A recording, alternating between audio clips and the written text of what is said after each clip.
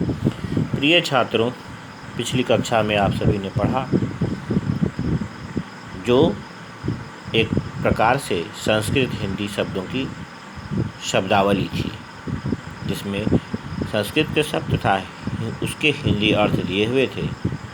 वे तमाम शब्द संज्ञा शब्द के रूप में संस्कृत में जाने जाते हैं।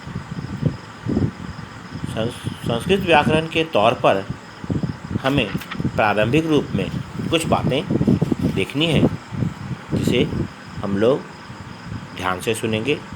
संस्कृत जानने के लिए इस भाषा के वर्णों, शब्दों तथा वाक्यों को सही तथा शुद्ध रूप में लिखने का ज्ञान होना अत्यंत आवश्यक है। इसलिए कक्षा की शुरुआत वर्ण शब्द परिचय से करते हैं। जैसा कि मैंने पहले भी बताया है कि लिपि देवनागरी होने के कारण हिंदी तथा संस्कृत भाषा के वर्णों में समानता पाई जाती है तथा हिंदी व्याकरणानुसार वर्ण क्या है, वर्णमाला किसे कहते हैं, वर्णों के भेद, स्वराह तथा व्यंजनानी के बारे में हम लोग पहले से ही जानते हैं।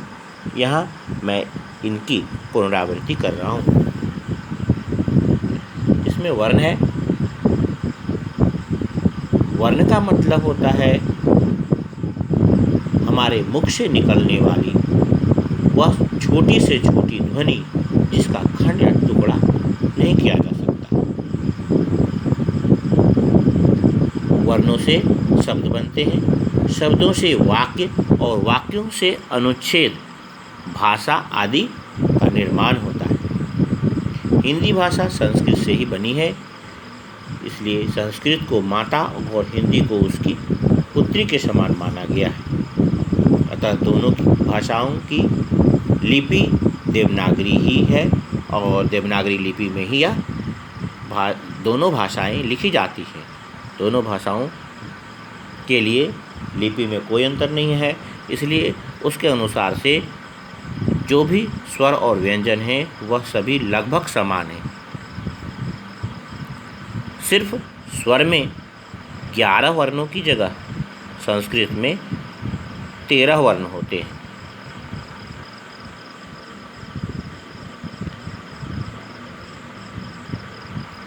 ली और ऋर ये 2 वर्ण संस्कृत में ज़्यादा होते हैं, बाकी सभी वर्ण समान होते हैं। जिस प्रकार से हम फूलों की माला बनाते हैं उसी प्रकार से वर्णों की भी माला होती है। वर्णों को क्रम से रखा जाता है, तो क्रमानुसार रखे गए समूह को हम लोग वर्णमाला कहते हैं। स्वर वर्ण जिन वर्णों के उच्चारण के लिए दूसरे वर्णों की सहायता हमें नहीं लेनी पड़ती है उसे स्वर वर्ण कहते हैं। स्वर 13 होते हैं। अ, आ, ई, उ, री, ऋ, लृ, ए, ऐ, ओ, औ। अंग अह को अयोगवाह कहा जाता है। व्यंजनानी 33 हैं, जिसमें 5-5 के समूह में कवर्ग, चवर्ग, टवर्ग, तवर्ग, पवर्ग ये सभी हैं। अंतस्थ और उष्ण व्यंजनानी यह 4-4 होते हैं और संयुक्ताक्षर मूल रूप से 3 माने गए हैं। इसके बाद हर एक वर्णों से शुरू होने वाले शब्द हैं, जैसे कि अ से अश्व, आ से आम्र, ई से इक्षु, ई से इस, उ से उष्ट्र, उ से उड़ना, ऋ से ऋषि। ये सारे हिंदी के तत्सम शब्द हैं जिसमें विसर्ग लगा है। अश्व में विसर्ग लगा तो अश्व, आम्र में आम्रम, इक्षु की जगह इक्षु, इस की जगह इसह, उष्ट्र, उड़ना, ऋषि इत्यादि। इस प्रकार से